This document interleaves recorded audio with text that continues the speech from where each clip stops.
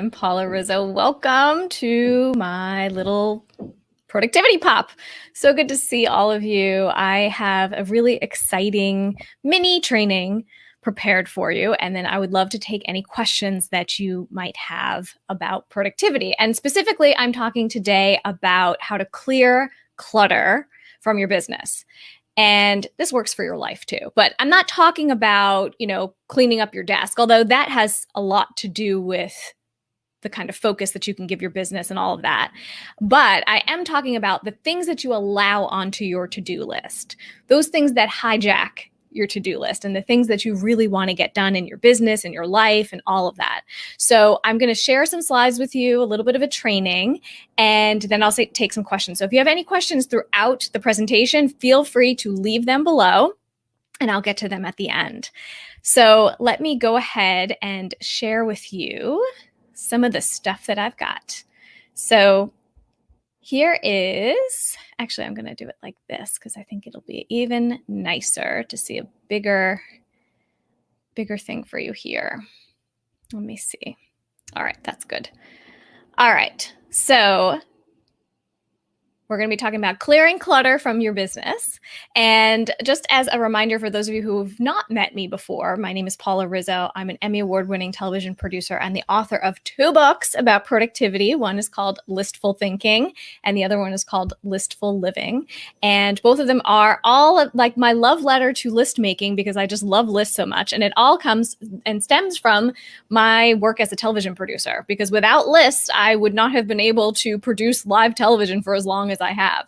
I'm also a media consultant and speaker and contributor. And I also have a course on LinkedIn Learning that is all about how to set up your remote office for maximum productivity. And this is the important part about, how you set up your office, how you set up, how you're going to work so then you can focus on the things that matter most. So check that out. It was really fun to put together. And I actually shot that myself in my apartment in Manhattan. So that's pretty cool. Now, as I go through the presentation today, I want to give you these slides. So if you go to paularizzo.com/lists, I'll send you these slides and some other little goodies on how to up your game with list making and be as productive as possible. And the presentation today it's geared towards entrepreneurs because now that I'm an entrepreneur, that's sort of the lens that I'm looking through. But this can be utilized for anybody in any business, even if you work in corporate America. I've done the same thing when I worked for someone else and now that I work for myself.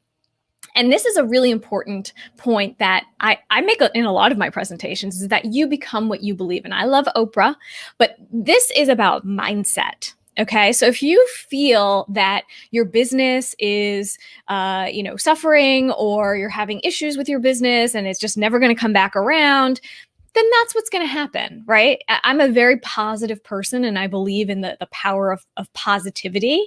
So I need you to sort of make that shift now and think, you know what? I can have an uncluttered business. I can have a to-do list that only has the things that I have the time and the resources to do on it, because I'm going to set it up that way and I will teach you how to do that. But that is a thing. We need to think about, how could it be different? How could your life be different? How could your business be different? How could you be different?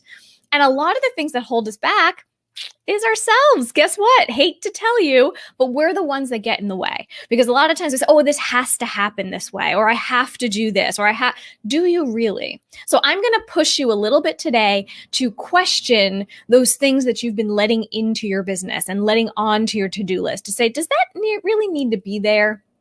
Do you need to be the person who does that? Let's think it through a little bit more clearly.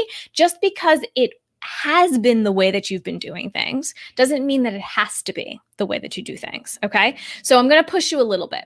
So first, we're going to talk about how to examine where you are right now in this moment. What is not working specifically? Now, I know I told you to be positive, but we're going to focus a little bit on the stuff that you don't want, right? Because we want to make sure that we don't let that back into your business. I've been talking to a lot of entrepreneurs about some of the pain points that have been vexing you through all of this. And someone had told me, I feel like I should always be at my desk. Do any of you feel like that? Just give me a little like or a comment in the comments that you feel like, shouldn't I be doing something? I should be sitting down. I should make sure that I'm doing something at all times. Maybe you feel like you never have enough time with your family. If this is true for you, write it down. Just take a little note or whatever it is that speaks to you. I can't finish a book, right? You just don't have enough time to do the things that you really want to do.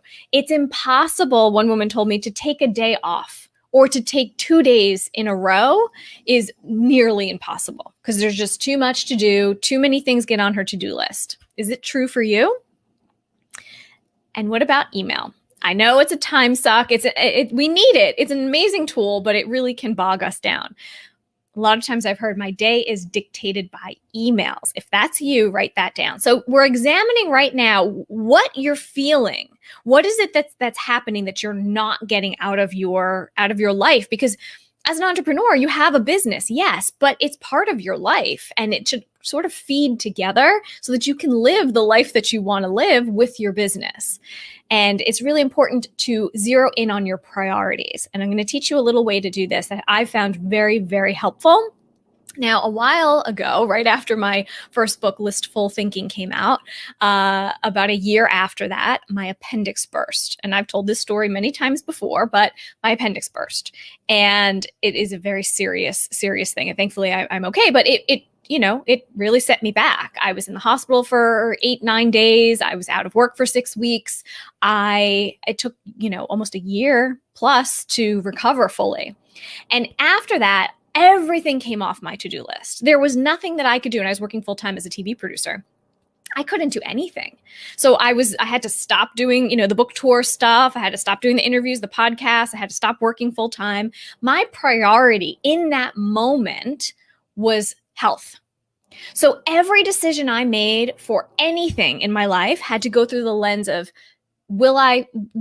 how will this affect my health? Can I physically do this? Can I actually do this? Now, this is a great way for you to really hone in on your priority because you can't really do very much else. I don't want anybody's appendix to burst. I don't want that to happen to you, but it's a good lesson on how to be laser focused because immediately, can I do this? Can I not do this?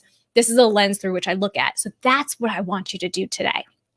Zero in on what is your priority. And if you have questions, please put the questions in the chat box below, and I'll be sure to get to those after I'm done going through this. But I want to take you to Google. This was a fun little trip. That's my husband and I there, Jay on the left. And we went to visit our friend Gopi at Google. And he was sweet enough to give us a full tour in San Francisco, in Mountain View, so outside San Francisco, of the Google campus. This was a few years ago. And it was such a fun place.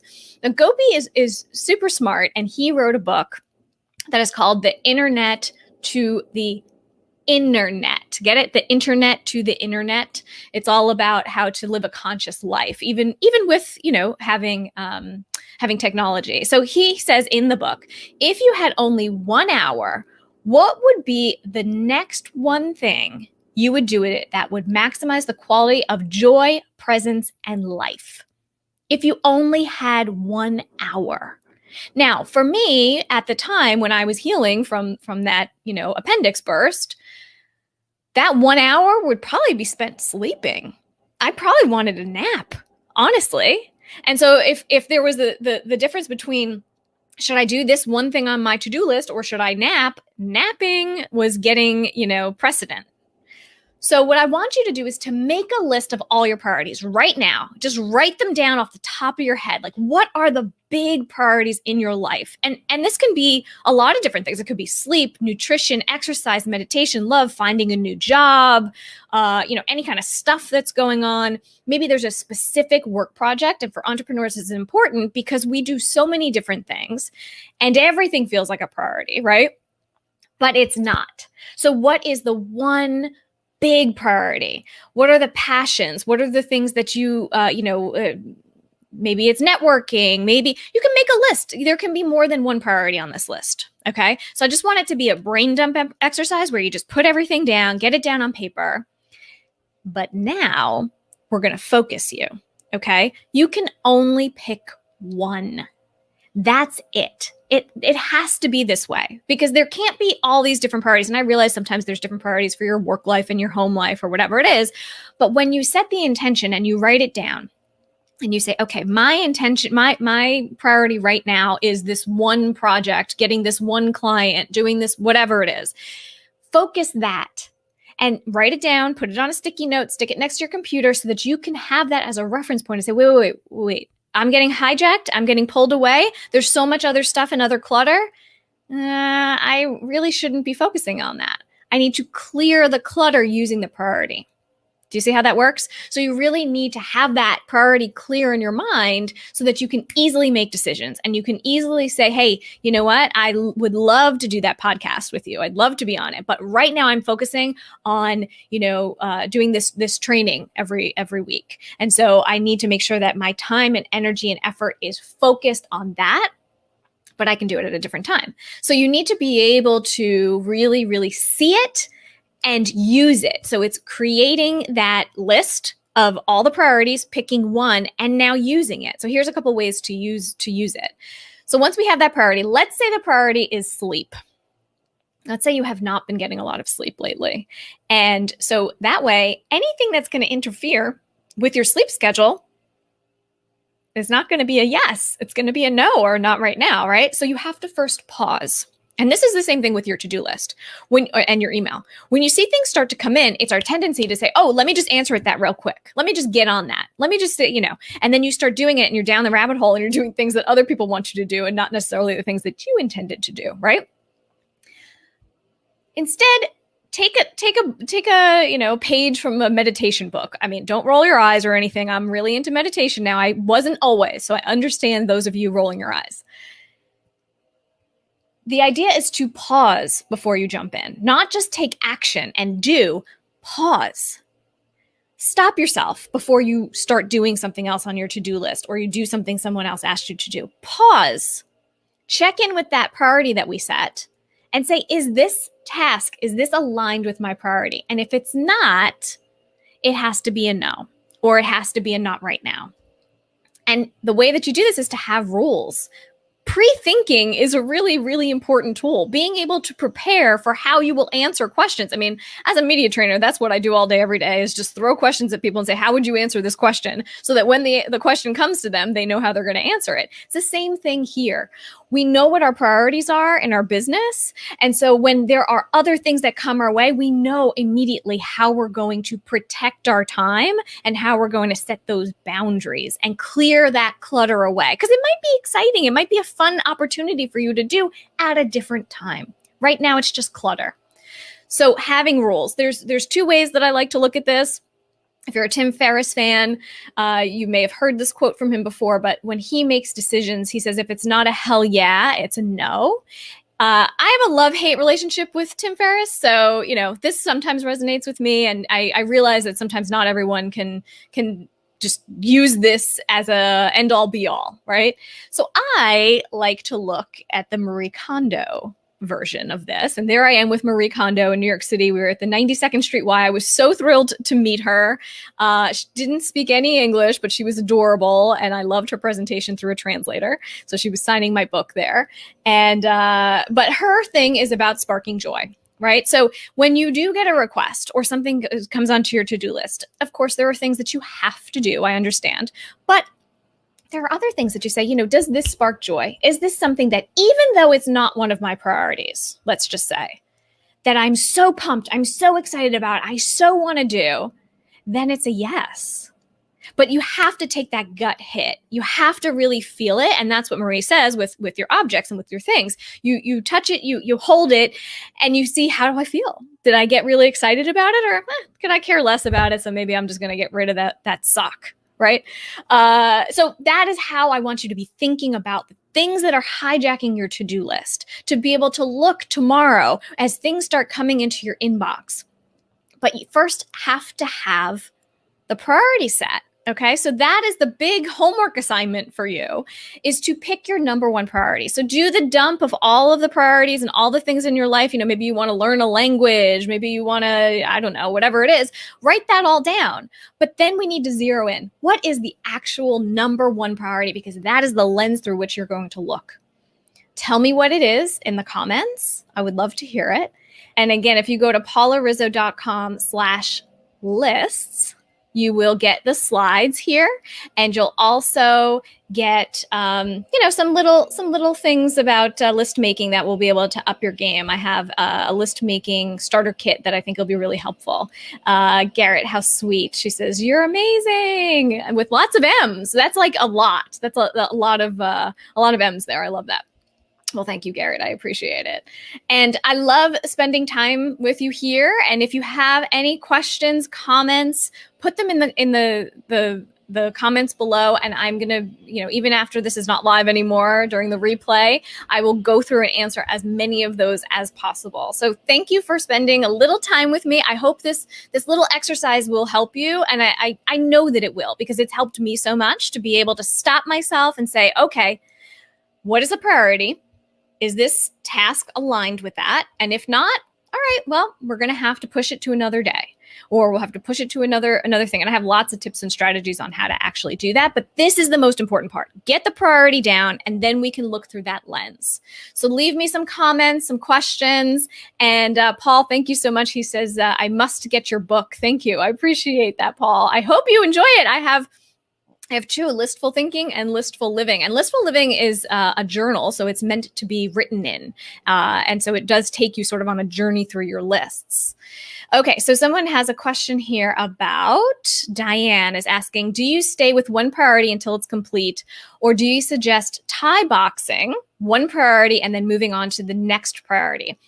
Well, priorities change over time. So this is a good instinct to say, do we do this until completion?